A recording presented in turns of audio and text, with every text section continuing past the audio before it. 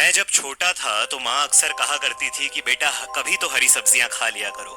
भिंडी, लौकी, टिंडा, करेला, न जाने कहां कहां से इतने खौफनाक नाम ढूंढ कर लाती और मुझे खिलाने की कोशिश करती। पर मैं तो इन सब्जियों के नाम से ही इतना खौफजदा हो रखा था कि इन्हें खाना तो दूर की बात, इनकी शक्ल तक से मुझे नफरत थी। एक मुद्दत बाद माँ ने भी बोलना छोड़ दिया और हरी सब्जियों से मेरी दूरी बढ़ती चली गई। पिताजी डॉक्टर हैं और सब्जियां खरीदने के बहुत शौकीन हैं।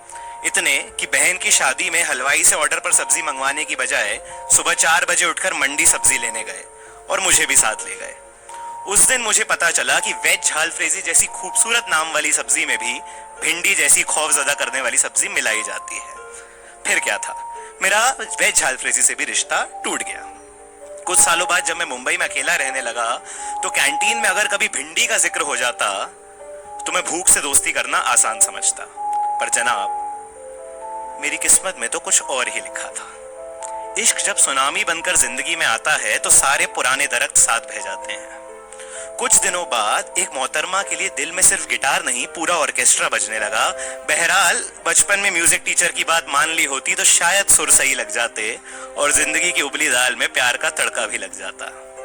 अब मेरी हालत उस इंसान की तरह हो गई थी जिसे किसी ने स्टैचू तो किया पर ओवर बोलना भूल गया हो। अब मैं उससे बात बात पर मिलने के बहाने ढूंढने लगा और एक रोज उसी ने मुझे कहा कि एग्जाम खत्म होने के बाद हम कहीं डिनर पर चलेंगे। ज्यादा खुश होने वाली बात नहीं है, इस हम में 2 नहीं बल्कि 3 लोग थे, मैं, वो और हमारी एक कॉमन फ्रेंड। कोई बात नहीं, मैंने कहा ऐसा भी ठीक है। पर ना मिलने का कभी प्लान बना और ना कभी वो डिनर हो पाया। एक रोज मैं किसी शूट पर था, शूट से जस्ट निकला ही था, सुबह से कुछ खाया नहीं था, बेहद भूखा था कि मेरी उस कॉमन फ्रेंड का मुझे फोन आया और उसने बोला कि उस लड़की के घर पर है और मैं वहां आकर उन लोगों के साथ थोड़ा टाइम स्पेंड कर सकता हूँ। मौका अच्छा था, मैं चला गया। वहां जाने के बाद मेरी कॉमन फ्रेंड ने मुझे पूछा कि तुमने सुबह से कुछ खाया है क्या, जिसका मैंने जवाब दिया कि मुझे टाइम नहीं मिला और इस पर मोहतरमा भड़क गई। उन्होंने बोला कैसे टाइम नहीं मिला, बहुत बड़े आदमी हो गए हो अब तो तुम। सुनो, तुम चुपचाप बैठो, मैं तुम्हारे लिए कुछ बना के लाती हूँ। भिंडी खा लेते हो ना? भिंडी, ये समझ लो उस समय स्टैचू ने बस सर हिला दिया, क्योंकि उसकी आंखों में गुस्सा देखकर ना बोलने की हिम्मत नहीं हुई।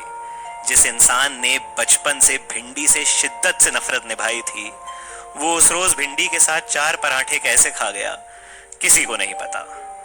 खैर, अगर आज की भाषा में कहूं तो भले ही उसने मुझे लेफ्ट स्वाइप क्यों ना किया हो, भले ही उसका मेरा सुपर मैच ना हो पाया हो, पर मुझे मेरी जिंदगी का परफेक्ट मैच जरूर मिल गया, भिंडी।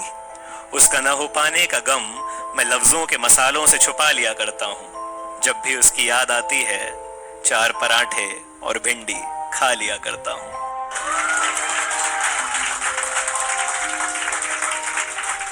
इस पूरे किस्से से मैं और कुछ सीखा या नहीं ये तो नहीं पता, पर इतना जरूर सीख गया कि जब आप किसी से प्यार करते हैं तो आपको खुद को बदलने की जरूरत नहीं पड़ती, प्यार खुद ब खुद आपको बदल देता है।